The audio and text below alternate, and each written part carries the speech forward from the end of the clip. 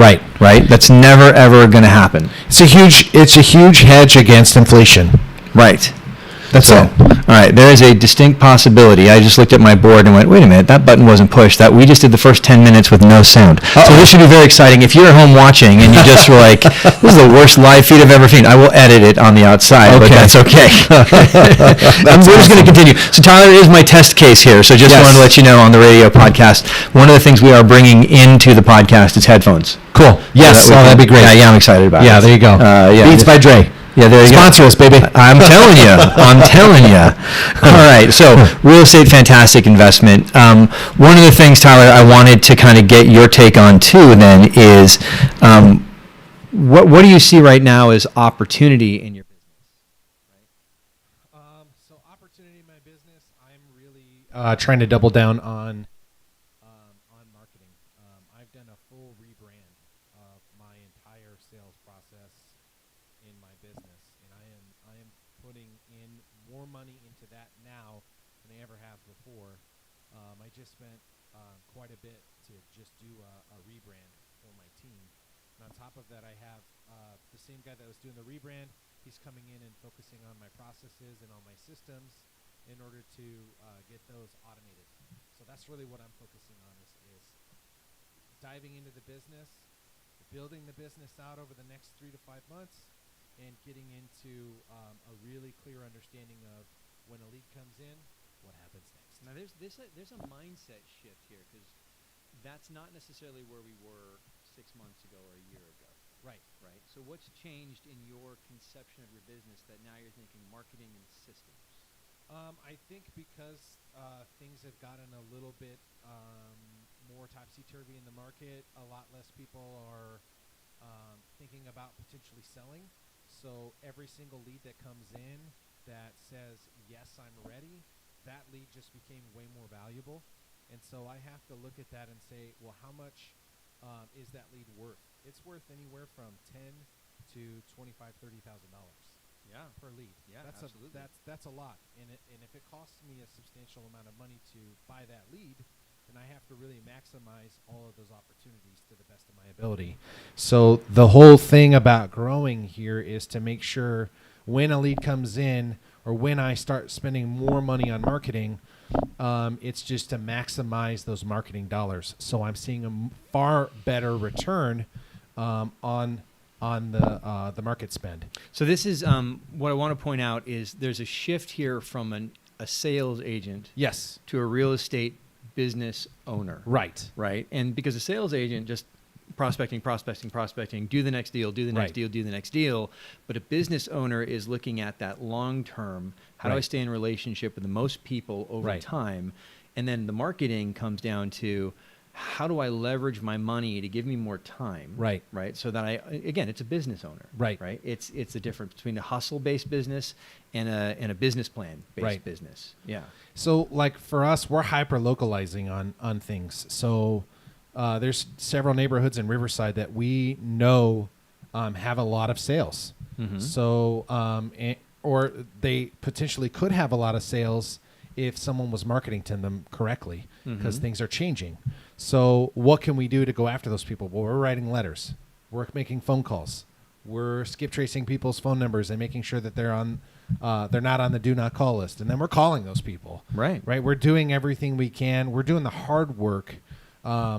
Whereas the last 2 years have really been the easy work. So now we're doubling down on making sure we're really diving into the business itself, building that out, and really getting people into a lead funnel. Yeah. Really building that out. Well, so here's what I love about what I'm hearing. And if you're listening to this, I really want you to dial in on this. In a down market, right? And we are. There's no question the market is Yeah. down from where it was. Now that there's a market shift happening. There's a seasonal shift happening. All that's Yeah. real. The tendency is to just put your head down and just prospect, which is good, right? Yes. We need to have I do that 4 hours a day. income's got to be coming in. Yes. But to do the legwork, to create the systems, to lay out the marketing program and budget, you're doing all of the work to say, yes, the market may be down, but when it comes back, we're going to come back stronger with yeah. it, right? Absolutely. Because this is the point. In down markets, empires are built. Yes. Right? The investment you make in a down market is going to be worth exponentially more in an up market. But if you wait till the up market to make that investment, it's got less impact, it's got less value. Right. Right. And so, yeah, I love what I'm hearing about. We're doing that kind of work right now because, yeah, I mean, when we come back, because the market always comes back, Right. we will drink the tears of our enemies. There you go. That's what I, no, I'm just, yeah.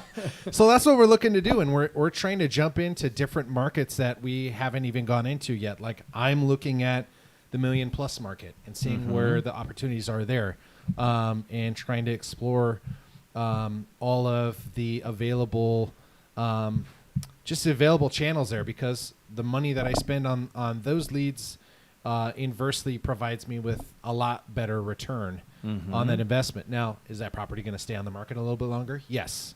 Is it going to require me a little bit more work? Absolutely. But the process is the same. Absolutely. So it's just a different price point. So we're trying to leverage all those things in the business to create a better streamline, not only on the marketing side, but also on the client relations side. Right. So like right now we went through every single house that we sold in the last 3.5 years, 4 years. We're getting all of the owner's data, and we're contacting every single person we've worked with in the last 4 years, telling them how things are going, where they're at in the market. Here's an equity analysis or equity update for your property. It's still a great time to sell if you're interested. If you're moving out of state, this is still a great time to sell. So we're just really trying to find where we can kind of critique things that will provide that motivation for sale. It's when I go to the dentist to get a teeth cleaning, they don't just be like, all right, well, good luck. We'll see you whenever we see you again. Right. There's a follow-up plan because they know they have to stay in a relationship with me or I'm going someplace else. Exactly. And same thing with my accountant, same thing with a lawyer, right? Yep. Well, maybe the lawyer not so much. Maybe not. They're heartless. Yeah, no. But there's a relationship plan, right? Yes. There's reminders. And as realtors, to look at our database and say, I paid all the money to do the marketing to bring this lead to me, right, or to get this person to close a sale, right. So why, it's always cheaper to hold a client than it is to go get a new one. Absolutely. Right. And just systems. Absolutely. So that's what we're building out right now. That's been a really big shift in my mindset and in the team's mindset to really just kind of double down on building those relationships within the sphere, working with the people in our sphere, but also continuing to add people to that sphere. Yeah. Every single day. This is the Millionaire Real Estate Agent lead generation model, right? This is the database model. We have these circles. And there's everybody in the world we haven't met. There's the people we want to meet. There's people we've met, and then there's people in relationship with. Yeah. And to be continually bringing them in. Right? Yep. That is how you build a millionaire real estate agent business. Yeah. We had an agent in the other day who's one of our top producers, Tanya Bambrook. She is phenomenal at being awesome. Oh yeah, and she's so good at being Tanya Bambrook. Yes. And I think there's some lesson there, but she's at the earn $1 million stage. Okay. She's bringing in over $1 million this year. And one of the people asked in our mastermind, they said, how long did it take you to get there? And she said, well, I joined Keller Williams 6 years ago. And then you and I had a conversation afterwards, and you came up to me and you said, 3 years. Yeah. Right? 3 years. I threw a gauntlet down now. All right. Well, hey, it's mine now. There's a huge shift in the market, so it may take a little bit longer, but I'm here for the long run and to build this business out. So, do you think the shift's going to last 3 years? No. Right. Yeah. And if we do the work right now, right.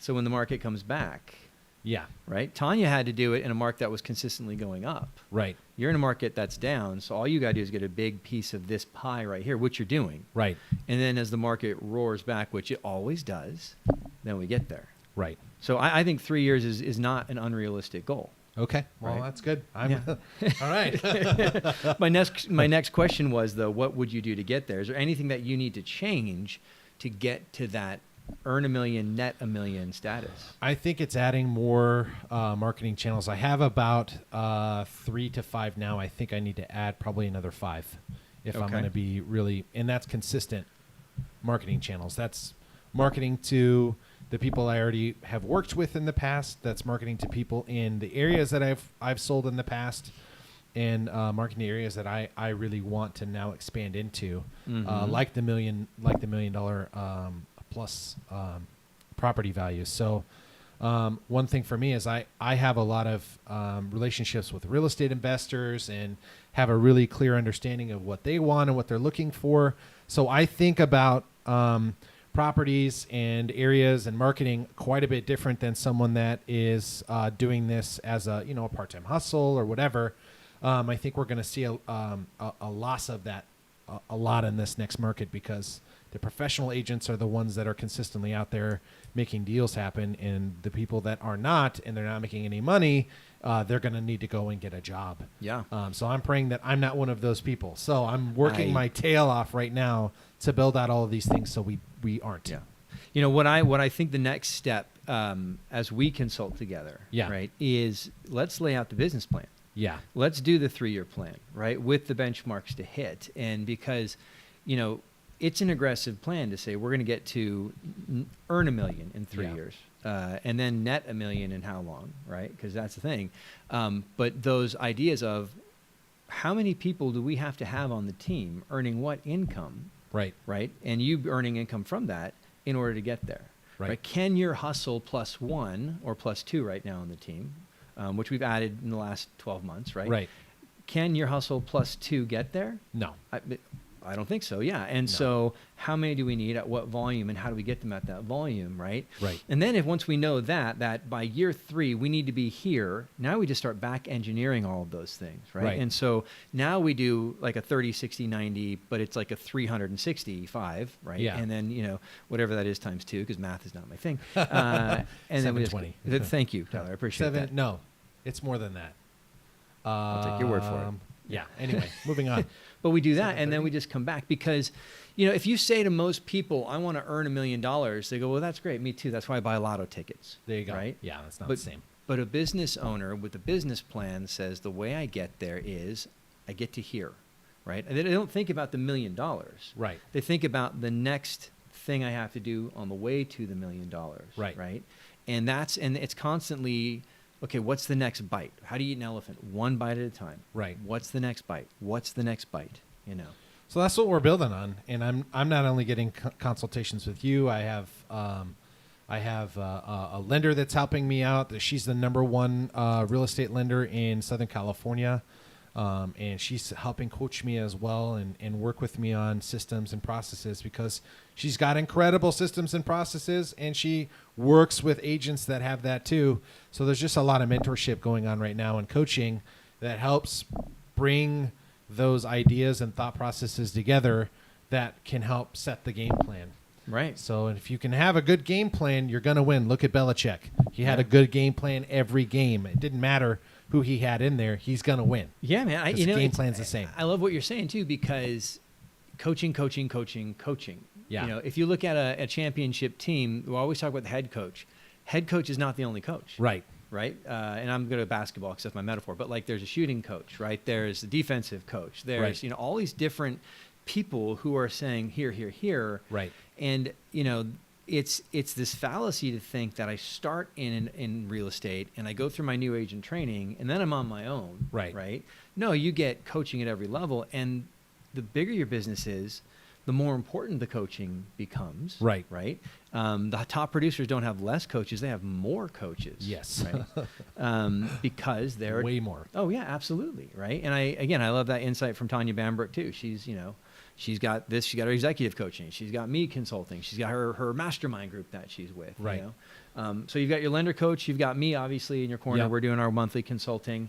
What else? What else do you feel like, okay, if I was going to get coaching in any area of my life right now, what would that be? I mean, social media marketing would be great. And I actually have a friend that does that for people. So he's helping me. He's actually helping me with my whole rebrand of my business. So he consults for multiple multi-million-dollar businesses. So having him on the team to help kind of consult with me, and then on top of that, help with the whole rebrand and systems approach has been really huge. Mm-hmm.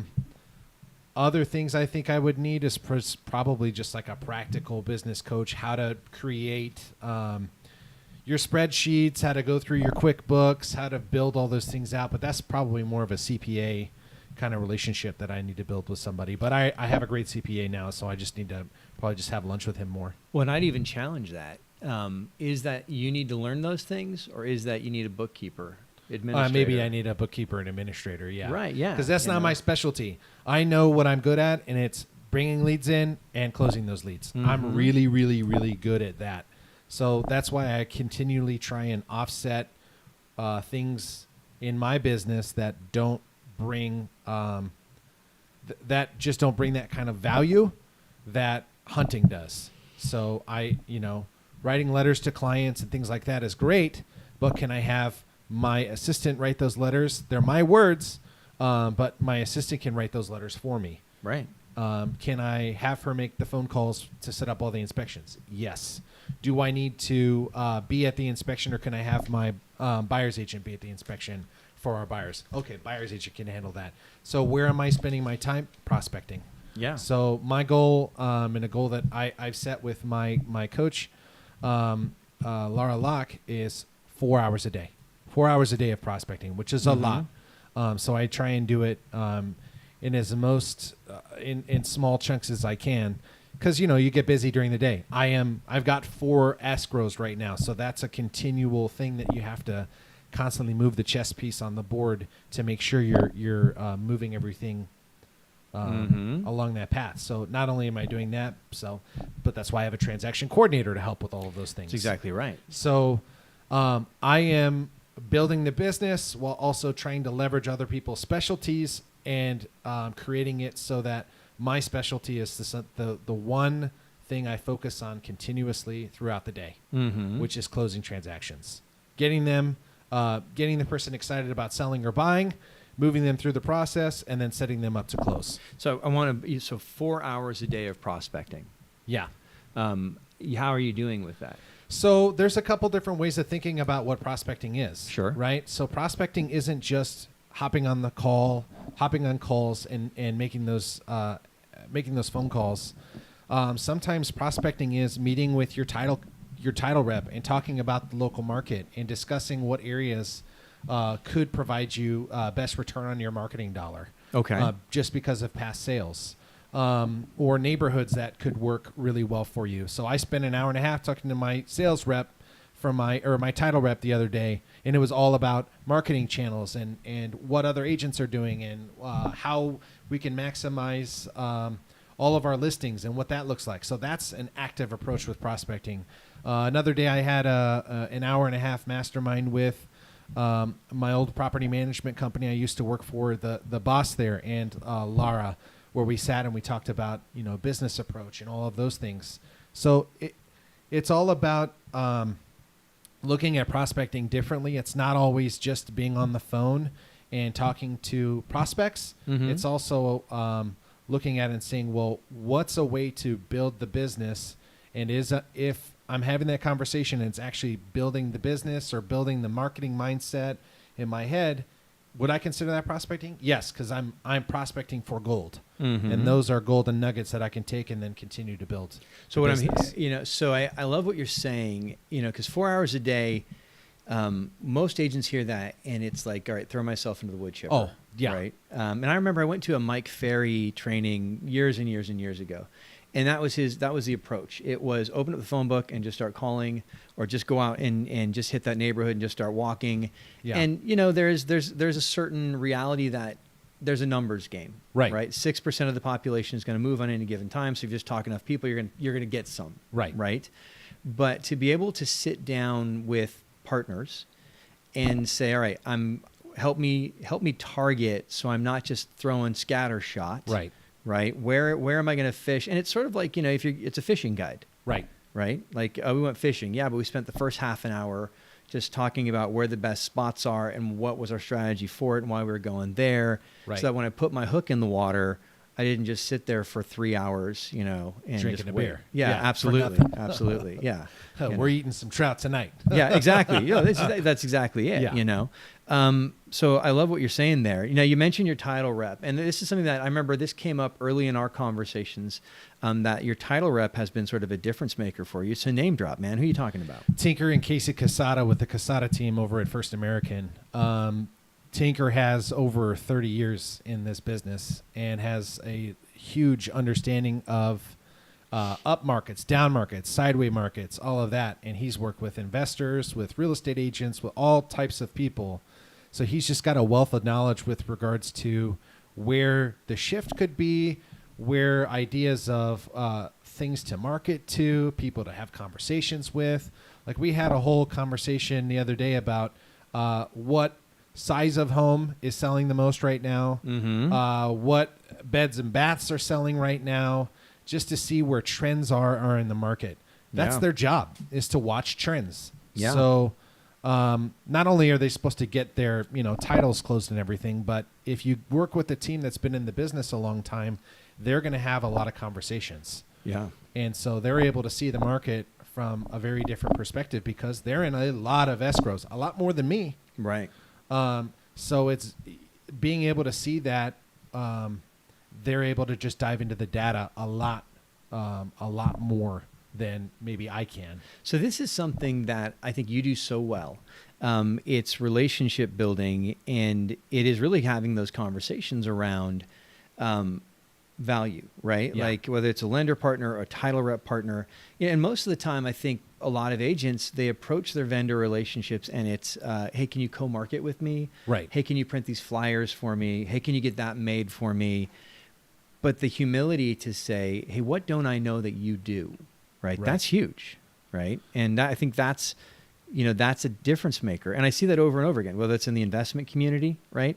Or when we're having a mastermind in the office, or when you're talking about your title rep or whatever, it's all right, what am I missing? Yeah. What am I not seeing here? That's going to be a difference maker for me. Well, I'm teachable. So I'm always trying to think about and learn about things I don't know, so I can be a better agent for my clients and for my business. So I'm constantly trying to learn new ways to approach this business. Because if you're consistently doing that, you're going to be consistently better than the other people that you're working against, right? We are in a sales business. So sales is a fight. So you got to consistently put those hours in the gym to become the best fighter you can. And my gym is working with incredible people. And my gym is hitting the phone.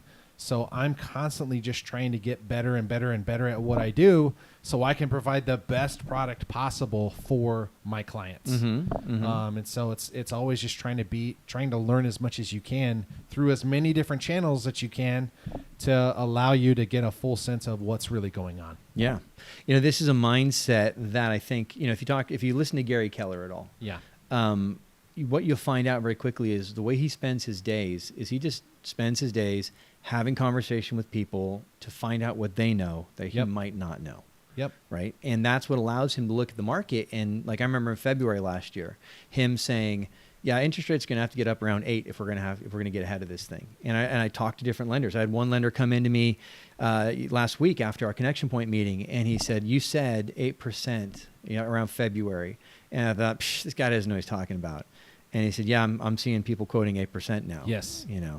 And we're not done yet. No. Might Might go higher than that. Well, we'll see. I mean, there's so much. What is the Fed going to do? Right. What is the government right now? It's like their answer is like, well, let's make more money. Great. How do we do Yeah. that? Tax you more. That's good. Yeah. We'll just print some more and that'll solve the problem. There That'll you bring the go. value of money up, having more, because supply and demand always works when you flood supply. No, value does not go up when you flood supply. That does not have that. No. No. But and- we're not economists. No, we're not, but we have to deal in an economy. Right. Right. And it's funny because, what do the economists know? Well, they're guessing, right? Right. They're guessing based on what's happened, but you don't know what's going to happen. Right. Right. You can make educated guesses about that. But that kind of brings me to I know I see some challenges in the market ahead. What are you seeing right now that are challenges to your business? Well, getting buyers for properties. I think that's going to be a big shift in what's about to happen. A lot of people are seeing the slowdown, and they're considering their options and saying, well, do I want to buy a house now, or do I want to wait until the market drops even more and then enter the market back in at that time? Yeah. What I tell people is, well, can you guarantee that your job's still going to be there? Can you guarantee that you're going to make the same amount of money? Yeah. Can you guarantee that you're going to get the same amount of hours? can you guarantee that the house is going to, even at 400,000 is going to be affordable for you at 9 or 10% on an interest rate? Maybe not. Right. So it's affordable now at this interest rate at this time. And if the inverse happens and the mortgage loans, the interest rates on those go down, well, then you can always refinance later. Yeah. Into something that's a little bit better See, for now, you. I've heard that so many times, and I know it's a big approach right now. The what is it, the 2-1 2-1 buy downs, yeah. And it, because again, if you look at trends, if you look at past experience, rates come down in a recession. Yes. Right. Well, not in a recession. Yeah. My only pause though is they come down from the high. Right. Right. And so if you're locking in now and you're getting in at 6, right, which is still out there. Yeah. But rates go up then to 9. Right. Which is within the realm of possibility. Yes. And then they come down. Coming down might get you to 8 or 7. Right. And so that's 6. So it's if I'm having that conversation with my client, it's to say, this is a phenomenal rate where you're at. It's possible, but are you happy and comfortable with this rate if we can't go down from here? Right. Right. Or when the rate adjusts, maybe we got in at the 2 buy down, you got in at like a 4 or a 5 or whatever, but it'll adjust back up to a 6 because that's locked or whatever the prevailing rate at the time was. Right. To say, hey, the next 2 years are going to be a gift, but this is your payment here. So don't lose sight of that. Your payment is here, but you're going to get a discount on the first 2 years. Right. It's possible it could come down, but if it doesn't, are you still going to be happy? Right. Right. Because again, it's going to come off the high and I don't know where the high is. Right. So that's what people really need to think about and educate your clients about is that 2-1 buy down may not be the best strategy. Maybe it is taking that money that you would have put towards a 2-1 buy down and pay down the rate so that it's a little bit more affordable. And that's a locked in rate for 30 years. So instead of it being 6.8, maybe it's 6.3, and it's still a reasonable price point for that client. So that's kind of what we're juggling, just trying to make sure that the client feels really comfortable throughout. I have not had a client do a 2-1 buy down because there is uncertainty in the mortgage market. I typically tell my client and advise them to avoid doing the 2-1. Just because you don't know where things are going to be at in 2 years. Yeah. And we might as well get the best rate we can right now for you for the long term. And then you can refinance out of that in 2 years. Right. And see where that could be. Right. And that's, a reasonable number, say 4.25 or 5.5, is that going to make more sense for you? It could. Right.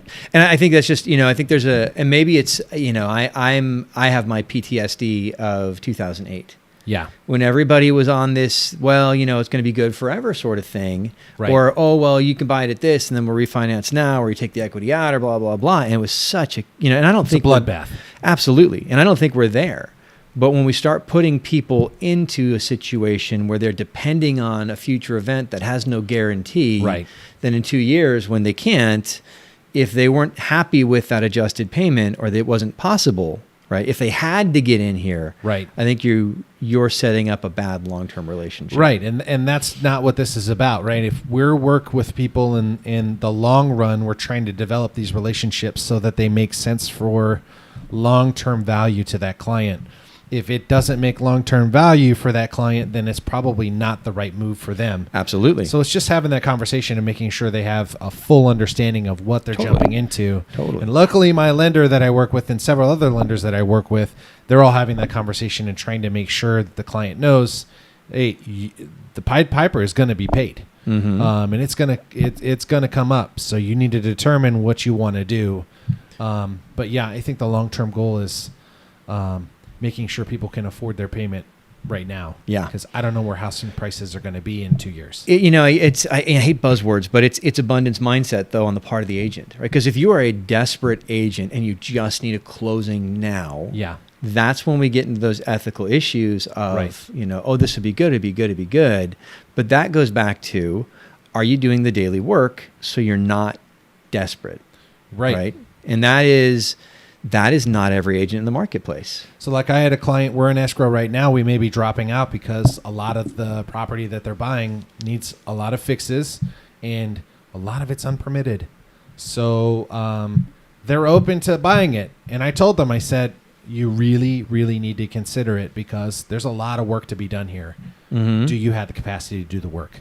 Mm-hmm. You need to know that because you're stepping into something that this is a very big investment. Yeah. I don't know if it's going to be a big return for you. So just really consider that. I'm not saying don't buy it because there are pros and cons to this property, but does that outweigh that? Oh, yeah. You need to really think about that. Yeah. So, I'm sorry, I didn't mean to cut you No, off. you're good. You mentioned the challenge of buyers. What else are you seeing challenge-wise? Sellers being a little bit unrealistic with their sales prices. I got an offer for a property that I had listed for 80 something days. It was just under list price, and my seller countered back with list. And I had those people locked in for a sale of their property in order to purchase this one, and they basically said, we're not doing that, and we're not going to work with you on the sale of our property either. So that went from 3 transactions to 0 real quick. Mm-hmm. So being able to educate your client on where things are at and where they're potentially going, what that means when the rate goes up, what that means to buyers' ability to purchase, all of that is really, really important. Yeah. So just consistently keeping your clients updated week by week and letting them know where things are at. They hear the news. They see the news. They know what's going on, but they don't necessarily know how that affects them on their particular property. Yeah. Let me throw one out to you on sellers. It's going to be a challenge in the coming years. I was having a conversation at church last night, and my friend and I were talking about the market because I'm in real estate. And this is realtors. This is your hack. Everyone wants to talk about the market. Everyone. Yes. And one of the things we were talking about was, he said, yeah, I'm locked in under like a 2.5. Yeah. He goes, I'm not going anywhere. Yeah. And that's it. And I think 30% of the market, or probably 70% of the market right now has something like a 3% or lower. Yeah. Right. And so if you are, it's the challenge, right, for buyers and for the market as a whole is if you've now taken close to 70% out of the selling pool, right, because their payment is so low, right, that if they move anywhere, it's going to be a big jump in payment. right, that's going to keep inventory low, right, which is going to keep prices high. But then the rates keep going up, right, and so affordability goes down. right, Right. And so what happens at some point, there's a give, but that is there are sellers who are willing to sell, but they can't make the big jump in payment. So it's all of this thing. We have this artificial inflation of the prices because you have such a big pool of people who can't get in, and California won't let us build any houses. right. Right.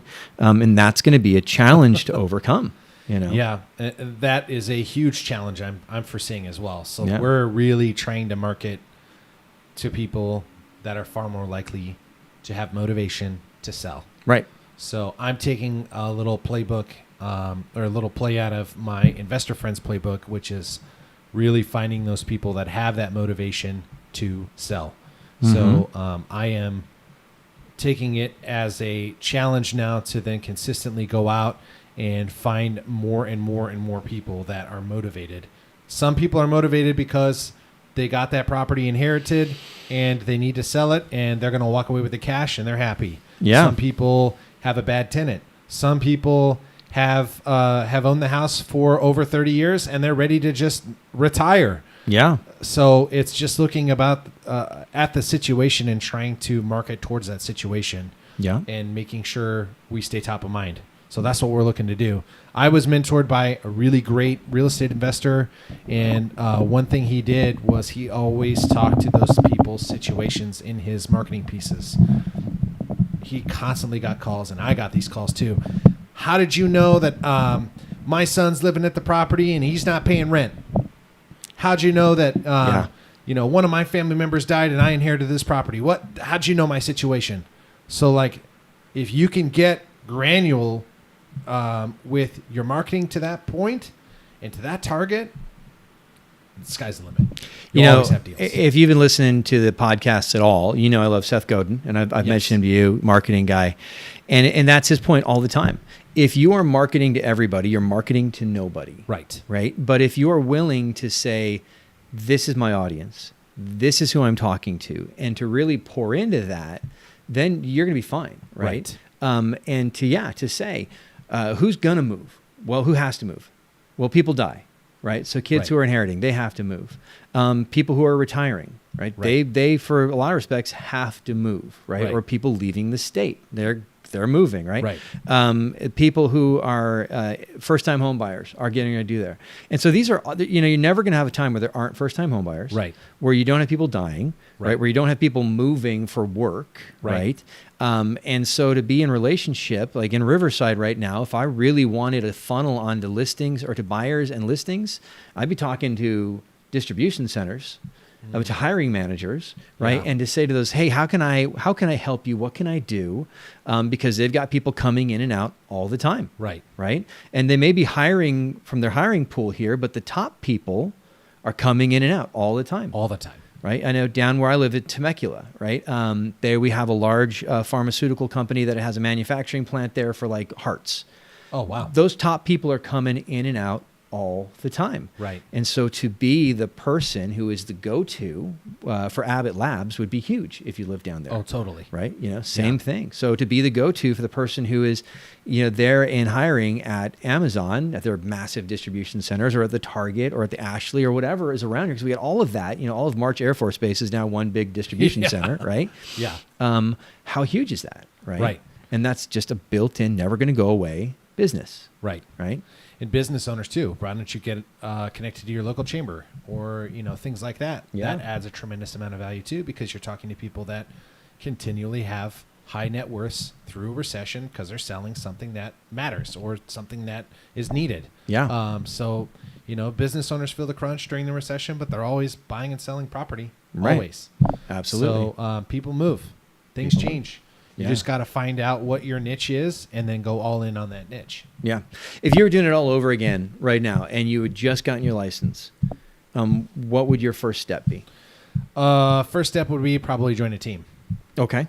And a team that's consistently making deals, because you learn by doing in this business. Okay. And so I was fortunate enough that when I got my license, I went to go work. I was in commercial real estate, and I went to go work for somebody that had consistent deals, and he needed help. And so I went and I went to go work for him, and I was able to make $70,000 plus my first year, my first 6 months, just by saying, okay, I'm willing to pick up the phone and make calls. You got leads, like, hey, let's make it happen. It's interesting because you said something that is, I think, contrary to a lot of the reason people get into real estate. People get into real estate because they go independent contractor. I'm in charge of my life. I can do what I know, boss. Yeah. And you said, if you want to be successful, go get a boss. The reason being is because it allows you to have that structure. When you step into this role, you kind of are in a topsy-turvy situation where you become your own boss, and not everyone is motivated, disciplined, or understands what that means. Yeah. You create your schedule, which means if you're at home and you're working, and you're sitting there watching this video instead of making calls, or you're home and you see the laundry over there, and then your desk is dirty, and then this is dirty, and so you know what? I'm just going to clean all this stuff really quick before I get to work. And then 3 hours later, you still haven't done those things, and you still haven't done your calls. So if you go and work for your team, it gives you actionable steps to get things moving and rolling in your business, while also giving you experience. Yeah. Because we deal in the single largest purchase of anyone's lives. So if you're working in that space and you don't know what the hell you're doing, that's going to cause a problem for quite a few people, and it's a huge liability for you. So why not go and work with someone that you can gain and garner that experience from, work through those transactions, have someone that you can rely on and that can mentor you through the process and coach you through the process, and while you're building your business and your book of business, most importantly. And I would, the only hack I'd give to that is, if you're not, I love that idea. I love what you're saying. The other route would be, put yourself in a position where maybe you're not on a team, but someone is holding you accountable like you are. Yes. Right. So you've got a coaching program, a jumpstart program, and then give that person permission to hold you accountable. Yes. Right? Because you cannot grow. Like, again, coaches, right? It Right. comes back to you can't grow if you can't be wrong. Right. Right. And so if you're saying, well, I want to do this, I want to be successful, but you don't show up, and then when someone calls you on it, you get pissy. Well, guess what? That's the fastest way to failure. Right. Right. But if you get in and maybe you're not on a team per se, but you're in a program where there's someone who's holding you accountable, and they say, be here at this time, and you don't show up at that time, and then they ask why, and you go, well, you know, oh, no. Well, you can have reasons or you can have results. Right. Right. And pick one. Right. But that's, you know, I see that over and over again. And so it's finding that, what do you need? So join a team. If teams don't exist, Tyler, and you've got to build it from scratch, what do you do? I would check your motivation. How obsessed are you with being your own boss? How obsessed are you with building out a business? Because that's what this is. You're not just a salesperson. You're a business owner if you're doing it on your own. Obsession beats talent in and out daily. Obsession Yep. beats talent. So how obsessed are you? So you need to check your motivation. If you're going to do it on your own, I would start with going on social media and start posting that you're doing the real estate. You start showing videos. You start doing walkthroughs every single day. You have a new property that you do a walkthrough on. You're consistently putting out content that allows you to see people to see you're out there actively in the market making things happen. So not only are you posting about what's going on in the market or, you know, new houses that come available, but you're also talking to your audience and you're saying, hey, these are the houses I saw. This is what I'm seeing in the market. You're having conversations with other experienced agents every single day, getting a firm understanding of what they're doing. The more you talk to real estate agents that are doing this business and consistently making income, the more likely you are to be one of them as well. So if you surround yourself, what does they say? If you're someone that's looking to become a millionaire, if you surround yourself with 5 other millionaires in a short time, you will be the 6th. Yeah. Right? So it's all about who you surround yourself with. So I would tell you, come in the office every single day.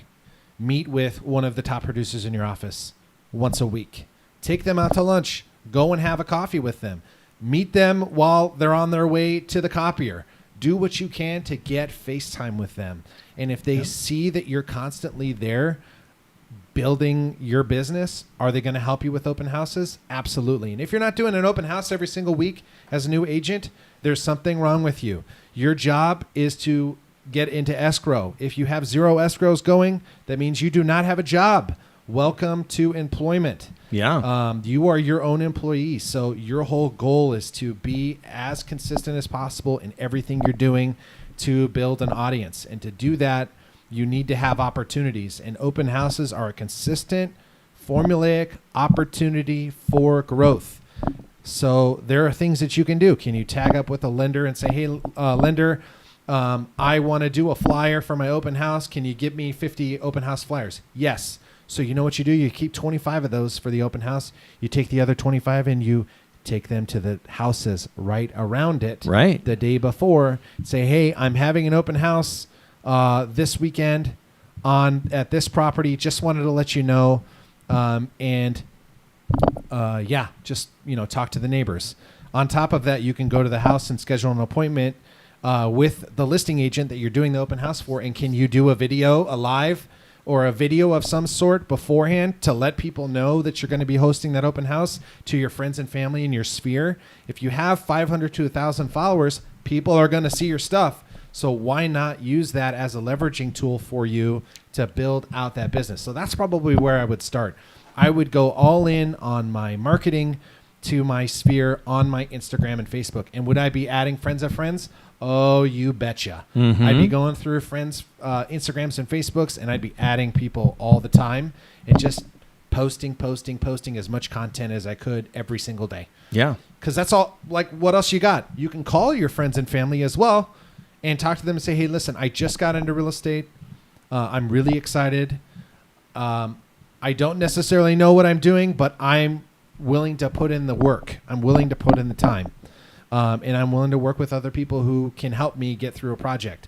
So the other thing you could be doing is talking to your sphere, is talking to other agents that can help bring on to your transaction and help you through it. Yeah, you make 50%, Yeah. but guess what?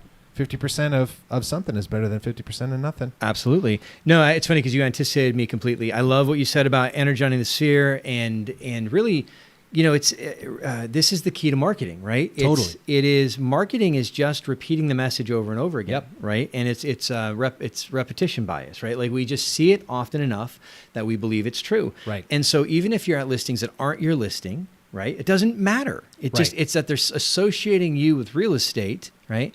And then you layer on top of that those direct calls just to connect with people. And here's the beautiful thing. I was talking to real estate school students on Saturday. Okay. And I told them to do exactly what you said. Awesome. Just now. Don't wait until you get your license. Start doing it now, just because anybody can talk about real estate. Right. Right. And so what you're doing is you're creating the association in the minds of your sphere so Right. that when you do have the license, now it's a very natural thing that they're talking to you about real estate because you already established yourself as an expert, as a resource. Right? Exactly. Yeah, totally. So it's just trying to capture those people and their interest. Everybody wants to talk about real estate. Everybody grows up and says, you know what, I want to buy a house. Right. I want to own a home. I Yeah. want to, have a legacy that I can give to my kids. Yes, you can do that. And here's how we do it. Let me show you.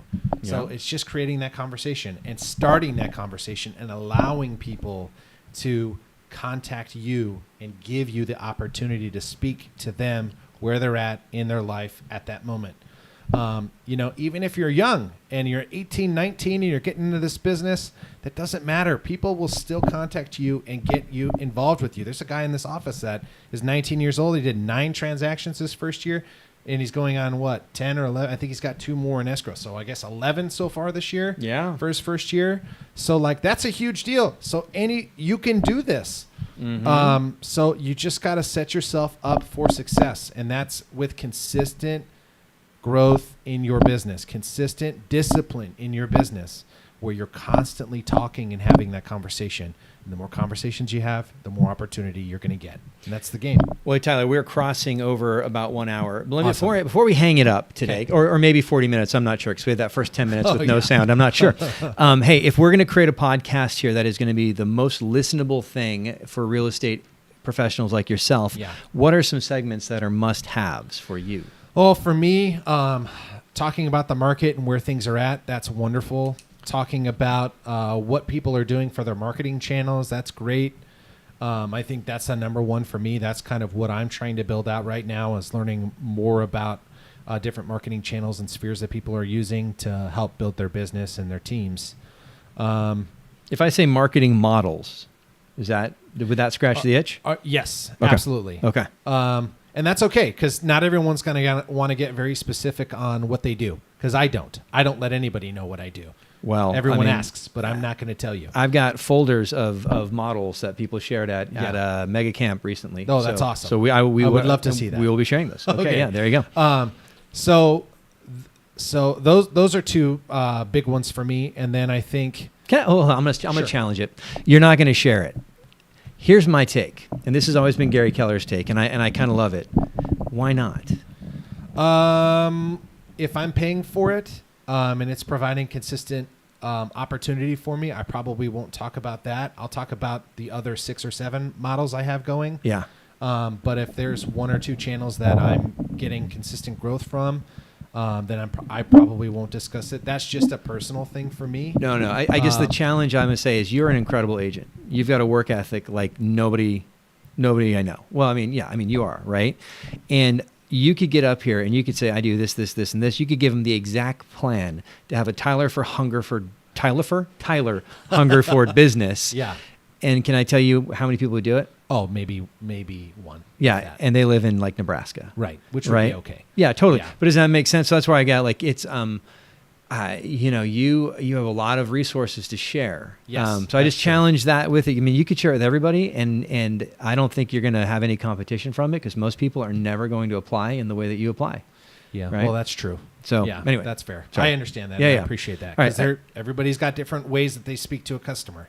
So- Listen, man, there's no secret to looking like Ryan Reynolds, let's Right. say, right? But most people just aren't going to do it, Right. right? True. That's it, Yeah. And so it's success is simple. It's not easy. Right. Right. And so we can share our secrets because doesn't matter. Yeah. You know? Yeah. Other people aren't going to go and try Well, and heck, tackle that Warren stuff. Buffett just showed everybody. He shows everybody how to be rich all the time. Yeah. Right? Real estate investing. Like you can find any number of books on real estate investing. Right. Right. And then how many people do it? You Yeah, know? I mean, one of my best friends is a real estate investor in the area, and he's constantly telling me, this is what we're doing, this is how we're marketing, these are the conversations we're having. He gives me like, okay, here's the script that we've got going, like all of that. He's Yeah. like, what? Dude, we're in two different businesses. Yeah. What does it matter? And I give that to anybody. He'd Yeah. give it literally to anybody. Yeah. Because it doesn't matter. He's still going to beat you. Oh, absolutely. Absolutely. Right. Because 9 times out of 10. It's the work ethic Right. involved, right? All right. So marketing updates, marketing models, Yeah. or business models, let's say. Anything else? Oh, gosh. I mean, what else would you recommend? I mean, I don't know, me, man. What those would are make it huge. interesting? I like podcasts that are conversations. Yeah. I like it when people laugh and it's just like it's loose. You know Yeah. what I mean? Like I feel like I'm part of a conversation. So I'm trying to think what would I add in there. I mean, a little current events. Yeah. Oh, current events would be good. Relationship building, how to better build relationships, or hey, I want to meet this person. How do I do it?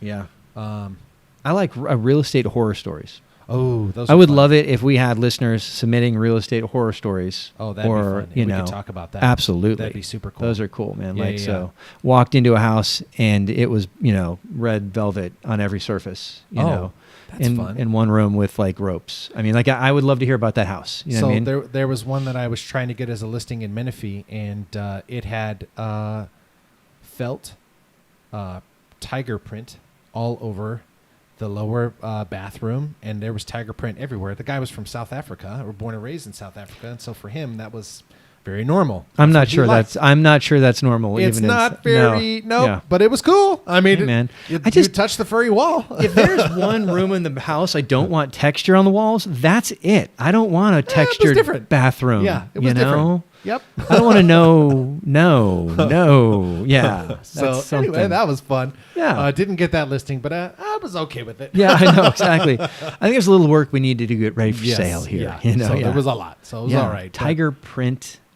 velvet Oh, yeah. walls. It was velvet walls, man. It was Wow. very interesting. Wow. Yeah. I A lot want- of velvet in that. Every house. time I open the door, I want to be like, wow. It's just, That's awesome. yeah, man. I guess if sounds are coming from that room, then you know why. Yeah, there you go. That's something else, man. But yeah, those kind of things I think Oh would yeah, be horror fun. stories are fun. I'd yeah, love to those laugh are about fun. that. Yeah, those are fun things to talk about too. Gets people a little bit easier transition into having deeper conversations too, which is good. Horror stories, client stories. Yeah, clients, you got to be careful on those though. Well, I would say listener submitted, Ah, right? Yeah, Because you yeah. can't really come out with your own because that's hard. Yeah. But if I'm reading, your listener submissions, then there you go. that's just good, clean fun. there you go. So there you go. All right. Client stories. I think that's just, yeah. Because, it's funny. We can get very dry in the real estate world. But man, there's so much texture here. Oh, yeah. Because you're dealing with people and people are interesting. Very. Whether that, I remember there was a show, Trading Spaces, on TV, and it Okay. was where you would literally give your neighbors permission to remodel a part of your house over the weekend. Yeah. Or interior decorate, and then you would do theirs, and then they would have the families come together, Yeah. and you would see the horrific things that they did, with the aid of a designer. Yes. And I swear there was a period of time where every house you walked into, you're like, okay, this person watched way too much HGTV. 'Cause Uh-huh. they thought that like circus tent motif was cool, Right. And it's not. It's not. It's not. So Clean, simple lines, people. That's absolutely, what people like. Absolutely, cool. Well, hey man, time to sign off. But hey, thanks Awesome. guys for listening. Hope it was something of value to you, and we will catch you next time. All right, and broadcast.